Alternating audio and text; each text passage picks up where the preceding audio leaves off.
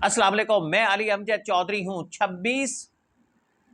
अस्सलाम वालेकुम व्यूअर्स, मैं अली अमजद चौधरी हूँ और आप पॉलिटिक्स पॉइंट देख रहे हैं। 26 नवंबर 2024 पाकिस्तान तहरीक इंसाफ के लिए एक इंतहाई अहम तरीन दिन है, क्योंकि KPK से आने वाला एक बड़ा काफिला कि जिसकी क़यादत तो तितर-बितर हो गई थी, लेकिन ये कारकुन बुशरा बीवी की क़यादत में डी चौक में पहुंचे थे। डी चौक में जब ये मौजूद थे तो रात की तारीकी में पाकिस्तान तहरीक इंसाफ ये क्लेम करती है कि वहाँ पे फायरिंग की गई और वहाँ पे काफ़ी बड़ी तादाद में अमवात वहाँ पे हुई, बहुत बड़ी तादाद के अंदर लोग ज़ख्मी भी हुए। अगरचे हुकूमती सतह पर इस चीज़ को डिनाई किया जाता है, लेकिन तहरीक इंसाफ इस बारे में क्लेम करती है। अब तहरीक इंसाफ के चेयरमैन बैरिस्टर गौहर ने इस हवाले से क्रिमिनल केस फाइल किया था इस्लामाबाद की अदालत में, और ये अभी इसकी प्रोसीडिंग यूँ कह लें कि ये सिफर है, क्योंकि मई की तारीख इस पे लगी हुई है। और कुछ हल्के ये भी कह रहे हैं कि तहरीक इंसाफ दानिस्ता तौर पर इस केस को अभी ताखीर का शिकार कर रही है।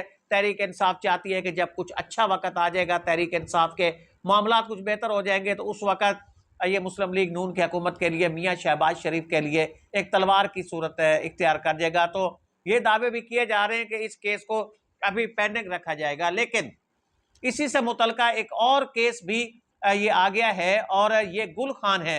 4 सदा से ताल्लुक़ रखने वाले ये गुल खान है। इनका बेटा था मोहम्मद अली, वो भी उसी कॉन्वाय के साथ आया था कि जो KPK से डी चौक में पहुंचा था। अब गुल खान ने एक पिटीशन उन्होंने फाइल की है, और ये एडिशनल सेशन जज की अदालत में इंदराज मुकदमा के हवाले से, और इस मुकदमे में उन्होंने मौक़िफ़ इख्तियार किया है गुल खान ने कि वो उनका बेटा इस्लामाबाद में मौजूद था, डी चौक में वो मौजूद था। 26 नवंबर की शब वहाँ पे मौजूद था, और 27 नवंबर को उन्हें बताया गया कि उनके बेटे की जान चली गई है, और उनका बेटा किसी फायरिंग की जद के आकर हो गया है। अब उसने अपनी इस पिटीशन में वज़ीर आज़म शहबाज शरीफ, वज़ीर आला मरियम नवाज शरीफ, IG इस्लामाबाद और SHO थाना सेक्रेटेरिएट, इनको उसने फरीक बनाया है, और ये कहा है कि ये लोग उसके बेटे की मौत के जिम्मेदार है, तो इनके खिलाफ मुकदमे का इंदराज किया जाए। इसमें गुल खान ने यह भी बताया है कि वो और दीगर लोग, उसने 8 दीगर अफराद का भी जिक्र किया है कि उनके लवाहिकीन थाना सेक्रेटेरिएट में गए थे, और ये वहाँ चाहते थे कि इंदराज मुकदमा हो, या फिर FIR तो चूँकि उसकी हो चुकी थी, तो वहाँ पे क्रॉस वर्जन हो। उन तमाम अफराद को वहाँ पे गिरफ्तार कर लिया गया था। फिर कुछ लोगों ने बयान हल्फी दिए थे, बयान हल्फी देने के बाद उन लोगों को वहाँ से रिहा कर दिया। गुल खान भी कह रहा है कि उसे भी इसी तरीके से गिरफ्तार किया गया था, फिर वो रिहा हुआ, लेकिन बाकी लोग सरेंडर कर गए, लेकिन वो सरेंडर करने के लिए तैयार नहीं है। ये पिटीशन इसकी थी। अब अदालत ने इसके ऊपर एक तफसीली फैसला जारी किया है, और इस तफसीली फैसले में एक तरफ तो तहरीक इंसाफ के जो वकला थे उनकी जो इसमें कमी कोताहियाँ थी, उनको भी यहाँ पे उजागर किया। जारी बात है कि अदालत ने एक लीगल पॉइंट ऑफ व्यू से तमाम चीज़ों को देखना होता है, और कानूनी नुकात वहाँ पे देखने होते हैं कि कौन कौन सी कानूनी चीज़ें वहाँ पे दरकार हैं, तो अदालत ने इन चीज़ों का मेंशन भी किया है।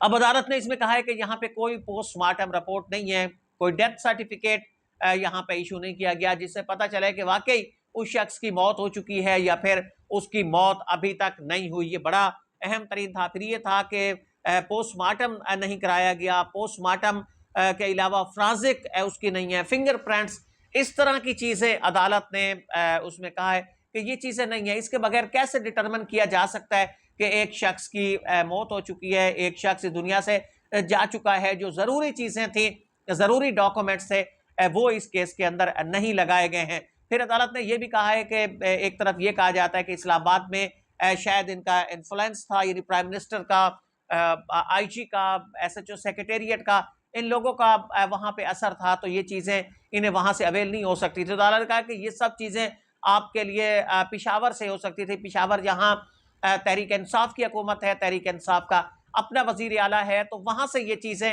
हो सकती थी। पोस्टमार्टम की रिपोर्ट वहाँ से भी कराई जा सकती थी, और वो अदालत के अंदर एक्सेप्टेबल हो सकती थी। तो ये बड़ा अहम तरीन ये फैसला है जो गुल खान के पिटीशन के हवाले से ये सामने आया है कि तहरीक इंसाफ कितनी संजीदा है, और तहरीक इंसाफ का जो क्रिमिनल केस बैरिस्टर गौहर ने दायर किया हुआ है, इसका नतीजा क्या निकलेगा? क्या ये इससे भी ज़्यादा मुख्तलिफ होगा اس میں بھی تو یہی سوالات اٹھائے جائیں گے, اس میں ان تمام چیزوں کی نشاندہی کی جائے گی. تو جب یہ تمام معاملات ہوئے ہی نہیں, یہ ساری چیزیں ہوئی نہیں, پوسٹ مارٹم نہیں ہوا, اس طرح کی قانونی چیزیں جن کے اوپر عدالت فوکس کرتی ہے, عدالت اسی کی بنیاد پہ ڈٹرمن کرتی ہے کہ اندراج مقدمہ کا حکم دینا ہے یا نہیں دینا ہے, تو پھر یہ کیس کہاں پہ اس وقت کھڑا ہوگا؟ تو کیا اب قبر کشائی کی جائے گی ان لوگوں کی کہ جن کے مبینہ طور پر یہاں پہ ڈیتھ ہوئی تھی, ان کی جو کلنگ ہے وہ یہاں پہ ہوئی تھی, تو کیا اب ان کے پوسٹ مارٹم رپورٹ تو ہو نہیں سکی, تو اب قبر کشائی ہوگی؟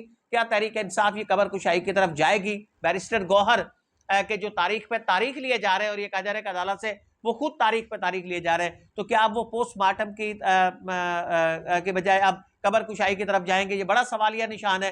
تحریک انصاف کی قیادت کے حوالے سے پہلے ہی بہت سارے الزامات اس وقت لگائے جا رہے ہیں کہ تحریک انصاف کی قیادت دکھاتی کچھ اور ہے, کرتی کچھ اور ہے. اور اب گل خان کا جو معاملہ ہے تو کیا اس کو بھی سنجیدگی سے اب لیا جائے گا یا پھر اس کو بھی اسی طریقے سے لیت و لال کا شکار کیا جائے گا؟